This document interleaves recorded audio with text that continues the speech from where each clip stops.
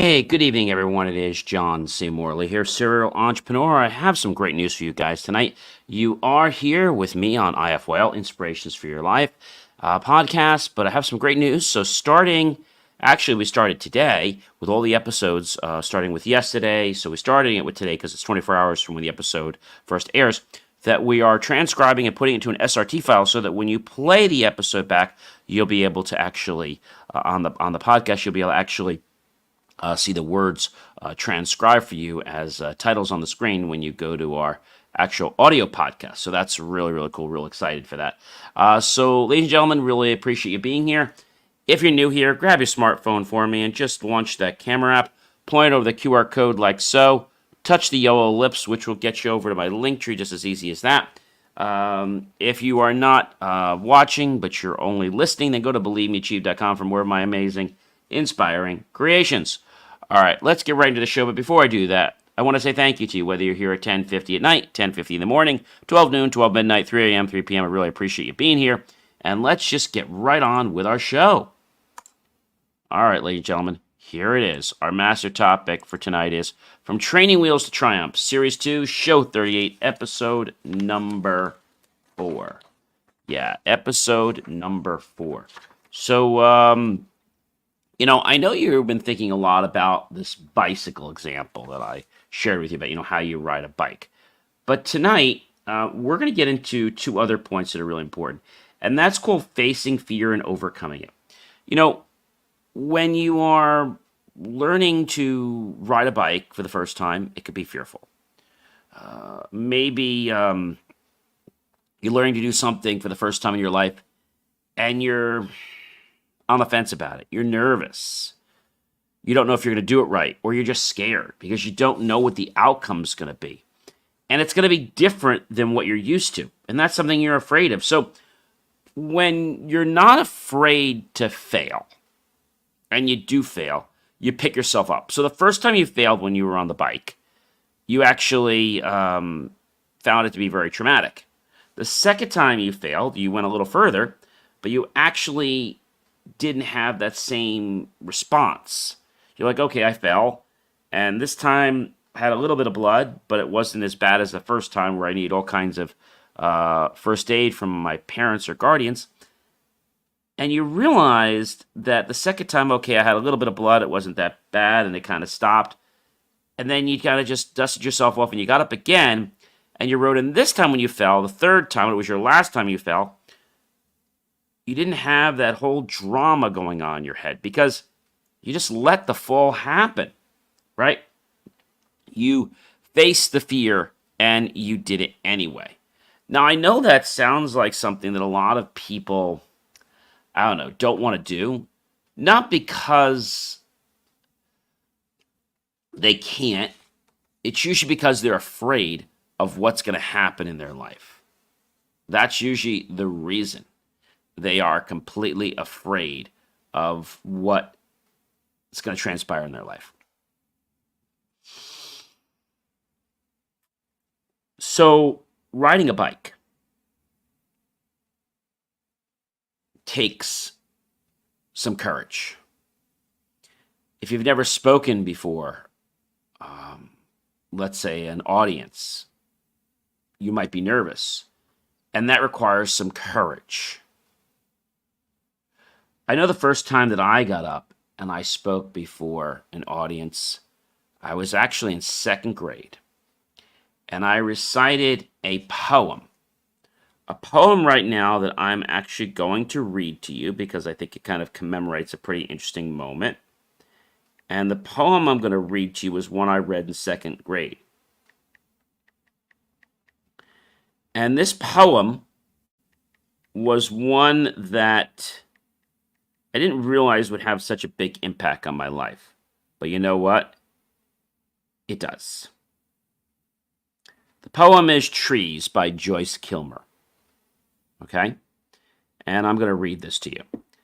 I think that I shall never see a poem lovely as a tree whose hungry mouth is pressed against the earth's sweet flowing breast, a tree that looks at God all day and lifts her leafy arms to pray, a tree that May in summer wear, a nest of robins in her hair, upon whose bosom snow has lain, who intimately lives with rain. Poems are made by fools like me, but only God can make a tree. And that poem was by Joyce Kilmer. And I remember when I read that poem, because there was choreography that went around it, like, where I put my hand up, dancing, and sugar plums in your head and stuff like that. So there was that. But the first time that I read that poem, I was like, there's no way I can do this. And remember, I was only in second grade. And I remember practicing the poem. And then when I remember it was my time to actually, practice what we call the rehearsals for the actual play. So we went down to our auditorium in school. I was in second grade. I went to a Catholic parochial school. And I remember the moment that I actually went up. There were stairs on each side of the stage. I remember walking up the stairs. I actually walked up. If you're facing the stage, it would be to the right. If you were looking at the stage from the audience, it would be, so if you're facing, you would be actually to the right. If you're facing away stage, it'd be to the left. So the audience would see it as the right. But if I was on the stage, I'd see it to the left. So I was walking up those stairs. And as I did, was I a little nervous? Yes. And I remember going out to the center of the stage, and there was a microphone there. This is the first time I think I've ever been that close to a microphone. Actually, maybe not. I think I maybe did something in first grade in school where I got up to a microphone. But you weren't supposed to touch the microphone, at least in church. And so I got up there, adjusted the stand to where it should be for me. And I started reading this poem. And I became this poem. This poem was a beacon for me. It was a rite of passage where I'm going to tell you that the minute I did something, okay, it was like it was just going to flow. And poems do this every single day. They can be love poems. They can be about business. They can be about goal, promises you want to achieve, right? And when I read that poem for the first time on stage, I didn't have my costume that I'd be wearing for the actual play.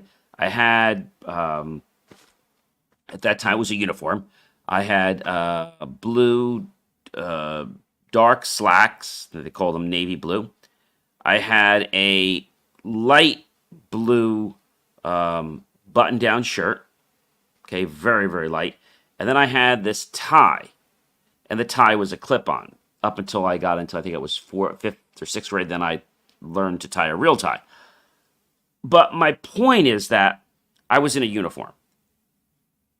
And then we did some more practice, but the next day, it was actually formal rehearsal. It was dress rehearsal, where we were going to the stage every single day for a week, but then suddenly it was Wednesday, and the play was going to happen on Friday. So Thursday was the last time we could do dress rehearsal. We did it in the morning, and we did it after school. And then on Friday, the play was put on. It was actually put on at 10 o'clock in the morning, Eastern Time. And I remember walking up the stairs, having my let's say the costume on me. It was different than dress rehearsal because there were all these people out in the audience. And I'd be lying if I said it didn't scare me. But, it was that moment when I got on stage and I looked at all these people And I just knew that I was here to deliver this poem. I was here to help people become the poem, not just read some words. Kind of the same thing I do when I'm at the altar. If those of you don't know that I'm also a lector at my church. And a lot of people go up to read the Bible, or whether you read the Quran or whatever you're reading in your religious discipline, they get up there and they read it. Now, first I practice it a couple times before I go to the church, obviously. But when you read it, you don't have all the inflections, all the, let's say, personifications that you should have. So you learn where to put emphasis on certain words. And I always hear from everyone in the audience, I should say the congregation afterwards, say, John, you read so well. And I'm like, thank you. Sister tells me I say read well. Other people that come, I always love coming to church when you read because I can hear every single word. Every single word. And that all started from when I was in second grade. Because I learned then that if you're going to get in front of a microphone, okay, and you're going to do this, and you're going to hold paper in front of your mouth, it's not going to sound good, right? So you have to take the paper away from your mouth, and you need to speak clearly with diction. People that don't speak clearly do it for one or two reasons. One, they're scared. That wasn't my case. Second, maybe they don't know the words, right? Like if they're trying to sing a song and they don't really know the words, they try to stay back and that's how it goes. And yes, we're here for all the days. But that's not even the words. So when you're confident about whether it's the song, the lyrics, or whether it's the words in the script of a play or in, let's say, a poem. That was the very first time, ladies and gentlemen, that I wrote, I wrote that poem out several times so I could remember it.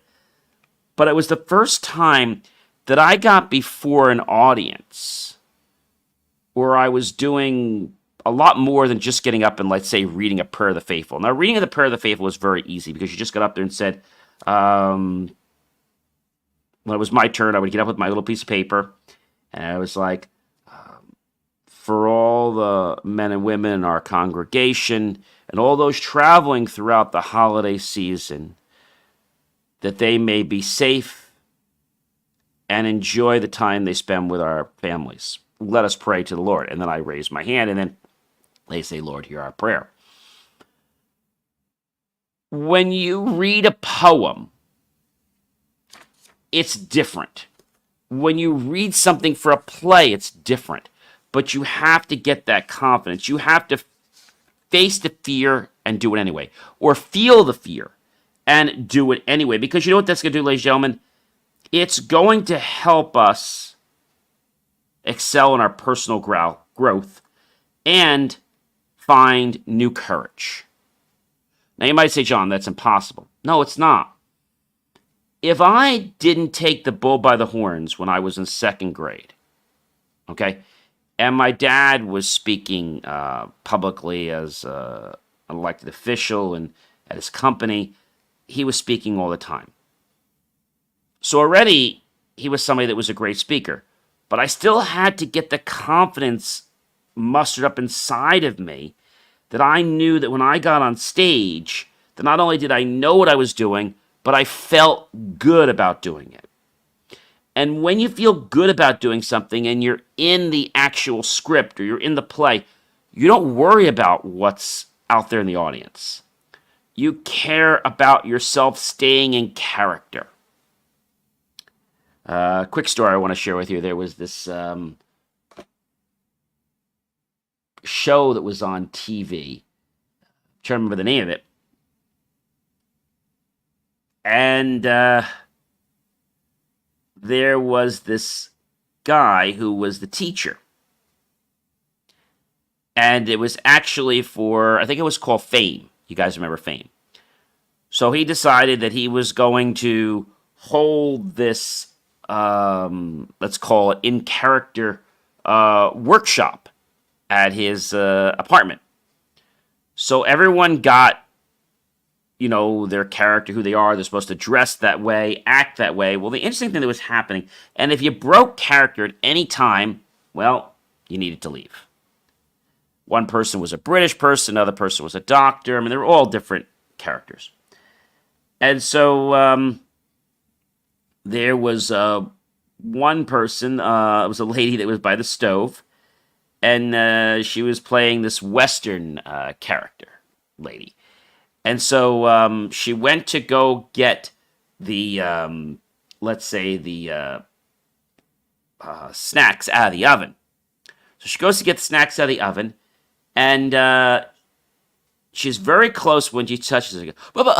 And she's like, well, my, that tray was awfully hot. I am so grateful that there is a nice ice-cool faucet here to chill my fingers and relieve that slightly numbing pain.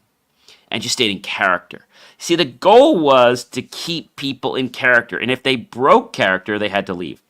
There was another person there. His name was Robbie. And Robbie was playing a character that was very interesting, and he was doing a great job. And then his grandmother called.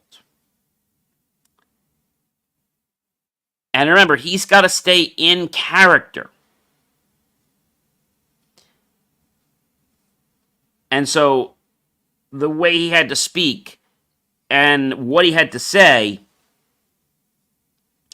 was said over the phone to his grandmother. And it gets to a point now where the grandmother's getting very concerned with the way he's talking, as that's not his normal voice. So she's saying that I'm going to come down there and I'm going to pick you up. And he's like, well, no, Grandma. You understand, we're playing this game where we have to stay in character. They're like, you're out of character. Yeah, but my grandma, no buts. So this is why you have to understand that your character, your personality, your confidence comes from within. It doesn't come from outside of you. Other people would say, gee, it can come from others. Yes, it can be, how can I say, maybe ignited from people outside, but the true confidence has to come from within your heart, okay? Within your body. You have to feel it. So face the fear and do it anyway. It's a very powerful example of how facing your fears head on can lead to personal growth and, as we said, new courage. But so many people out there don't want to do it. Oh, it's, it's not something I want to do because it's uncomfortable. Right, and I said this before, to be successful, to have new milestones that you can celebrate, you have to become slightly uncomfortable. Now, I didn't say in pain. I said slightly uncomfortable. Because when we're uncomfortable, we're able to realize and rationalize that, hey, that wasn't so bad. And our reticular activating system says, okay, you know what, next time, I'm going to let you get to that point because I know you can handle yourself. So we need to practice becoming uncomfortable. The fact that I took that speech, or that poem, I should say, so seriously when I was in second grade, maybe that happened because my dad had done a lot of speaking and I had heard him speak. But I had never really did it myself, other than in front of my friends or going up to the pulpit to read the Prayer of the Faithful. I never did it myself. So maybe that propelled me to dig for that confidence inside me. And once I did, it was like third grade, I was speaking in front of the class. Fourth grade, I never minded talking in front of the class. Doing oral presentations, some people would fail because they didn't want to speak in front of the teacher in the class. As I got older, then I started to become more involved. Like, I remember in high school, I ran for class representative, and I got in. Now, today, you guys know I love doing motivational speaking. And, if I didn't take that step and become uncomfortable in second grade, okay, I still remember my second grade teacher, wonderful lady. Her name was Mrs. Giles. Very easygoing, very nice lady. And I still remember her. I'm not sure if she's still alive, I'm not sure. But I remember when we would say a word like, let's say it was something like, there were two O's, right? And maybe I was saying bot. She's like, no, you have to remember there's two O sounds, like boo oo oo boo oot. And I remember just different things, and I would just be talking to her, whether it was at a family function or we were just outside, and I'm like, Mr. Giles is like, so how do I say that? Well, you have to learn how do you say these two words. You have this, remember, this is silent. Psst. Silence, or the T is silent in this word, or the S is silent, right? And that was kind of interesting to me. And this teacher was great. And in second grade, obviously, you didn't go roving around to other classes. You only had one place. Your homeroom and everything was all taught in the same place. We didn't start moving around classes till I believe we got out of fourth grade. So in fifth grade, that's when we had the added complexity of moving around, the classes. You would basically start. Usually, you would start with one class being your homeroom class, and that would start right in the morning. But then they changed things up a little bit. And your first class may not be homeroom. Your first class might be religion. It might be science. And then homeroom would be after that. I remember when I graduated grammar school, and then I went into high school. I remember how dynamic I was, and still, as you guys know, if you check out any of my content, I'm extremely dynamic. I believe that happened to me because I embraced the challenge when I was in second grade that I need to be uncomfortable. And saying that poem, Trees by Joyce Kilmer, was a little bit intimidating for me. But once I got over that first hurdle, or over that first mountain, everything became easier. Whenever I want to get up and speak, I'll get up and talk. I'll get up and address the group. And sometimes people today, it's like they'd rather not live than to get up and talk to someone. It's just a fear, a false evidence appearing real. And once we know that nothing's going to happen to us, once we know that, maybe you're going to get a little bit heated because you did it, or you're nervous about what people are going to think. Remember, a lot of these people aren't doing it. You're doing it. So you should feel great that you're doing that. So remember to definitely notice the fear and do it anyway. That's the most important thing. All right? The last thing I want to share tonight is the joy of discovery. When you first got on that bike, or maybe you got into that car the first time, that journey that you had was about not only finding your balance, about finding where you were comfortable and knowing how to acclimate yourself, right? We all know how we had to set the mirrors and things like that. But how about myself when I had to give that poem? I had to embrace discovery. Hearing my voice for the first time in front of all these people on a microphone, a public address system. It's a little intimidating if you've never done it before. And so the joy of discovery, it is about you finding balance, building confidence, and discovering what you're capable of. And also, ladies and gentlemen, the joy of discovery is also learning that you need to push yourself. You need to become a little bit uncomfortable, okay? And it's important that we, as listeners, viewers, business owners, what have you, that we all know one thing. We have to embrace joy that comes from exploring our potential. Now, we might get stuck because we can't do something. That doesn't mean we should just quit cold turkey or we should stop completely. I'll give you a last story here. I remember I was working on a merit badge in scouting. For those of you who don't know, I have my eagle, which I got, I believe it was in May of 1983. And I remember about a year or so before, and I had to get a couple more merit badges. And one of the merit badges I needed to get was I was going for, I believe it was citizenship. Now, it sounds like a very easy badge, right? Of course. It wasn't. You had to know a lot of things about the country, and knowing all these things before you're turning 18, well, it wasn't something that maybe was on my agenda, but it was good that I got uncomfortable and I learned these things because now I appreciate them. So I remember when I went to the merit badge counselor, that's what we called it. I had gotten the book. I had went through the things, and then I went to go see him.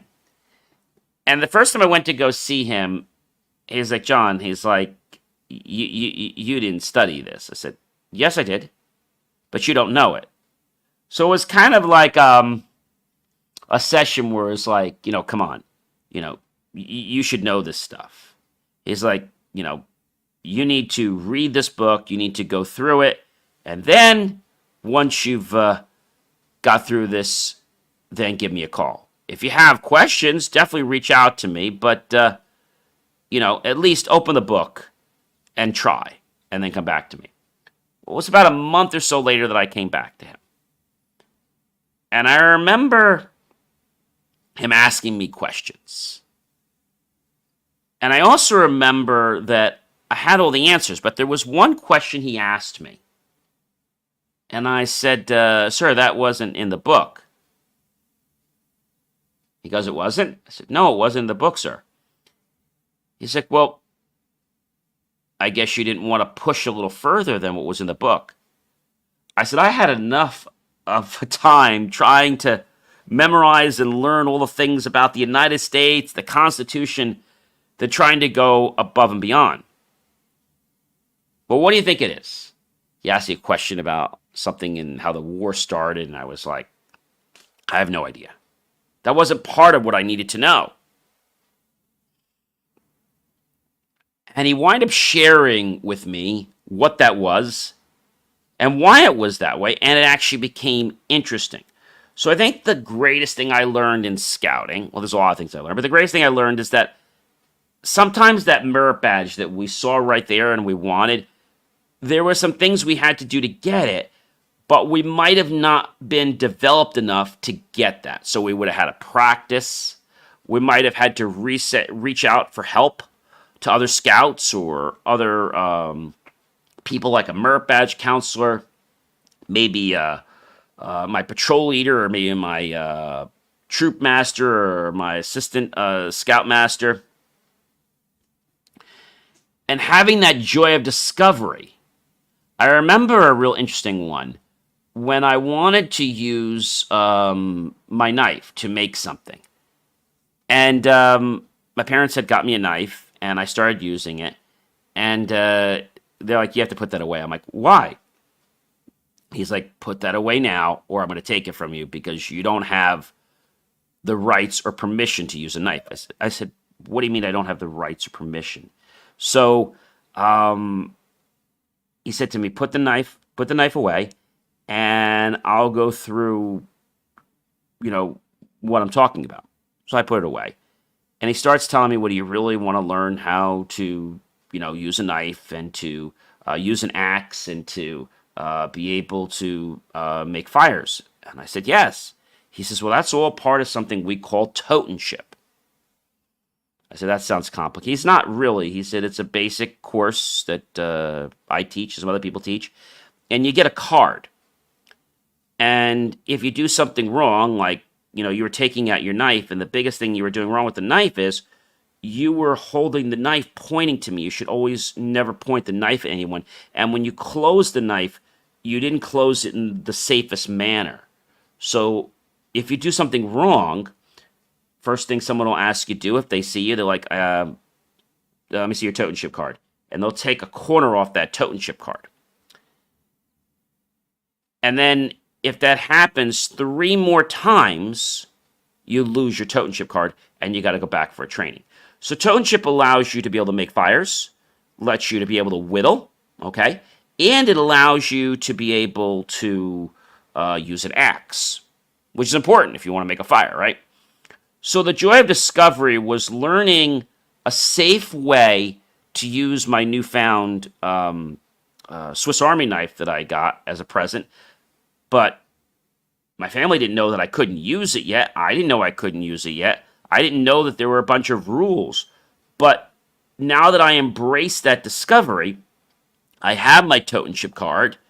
I've done it properly. I know how to use it in an efficient manner that won't harm me or anyone else. And I also now learned how to make a fire correctly, and I learned how to use an axe. So that was pretty cool. So the joy of discovery in life can happen in a lot of areas. It can happen with yourself. It can happen in relationships. It can happen in business. It can happen in any skill. But one of the greatest things where we can find the joy of discovery is when we connect to another person. Because when we connect to another person, the other person might have a slight commonality to something that we have, and they may push us to go do something. And that's going to help us become a better version of ourselves. And that's going to help us to embrace discovery. That's why a lot of people say, my friend's great. I love hanging around with this guy, but I hang around with these people. Like, well, why? Because this person gets me to do other things that I normally wouldn't do myself. Not bad things, but just things that maybe were a little bit uncomfortable, but they give the support so they would do that. And that's a good, good support system for friends. So we talked today about facing the fear and doing it anyway. We talked about the joy of discovery and loving every moment of our life. Hey guys, I am John C. Morley, serial entrepreneur. It has been a privilege, been a pleasure. It's been an honor to be with you this fantastic, amazing, yes, this amazing Tuesday, September 19, 2023. I hope you'll like, love, support the channel, comment below, tag your friends, colleagues, associates, share this out with everyone you know on social media, and then go to BelieveMeAchieve.com, click on that link for PayPal and help keep our content free. And make the choice. Click it, buy my team and I a cup of coffee, a bowl of fruit, or a scrumptious bowl of desserts. Either way, we'll be grateful with those pennies and dollars. We'll invest into new hardware, new technology, new equipment, new software, even new facilities to give you the most jaw-dropping, motivational content to empower you to have an amazing life. And I leave you with these 2 things tonight. When you have the fear, face it and do it anyway. When you're learning something and it seems like it's boring to you, look for something that is going to arouse your curiosity. In other words, learn the joy of discovery. And if you can't find it yourself, well, maybe you need to learn that joy from someone else. That's what a friend or a mentor can do. Can help you discover that joy of discovery that could have, if you didn't learn it, actually prevents you from ever learning. Like, if I didn't have that situation, I may never have had a totem chip card. And I would have became an eagle, but I didn't have to have a totem chip card to become an eagle. All right, have yourself a great night, everyone. I'm going to catch you guys tomorrow, Wednesday. Be well, and remember, as of now, all of our episodes are being transcribed, so you'll be able to watch the titles that will appear on any of the podcasts. That's the audio podcast at BelieveMeAchieve.com, and you click on the IFYL link, starting with the 18th show, which was yesterday, and going forward, including today, we will have all of our podcasts that will be transcribed in an SRT file. All right, have a good one, everyone, and be well.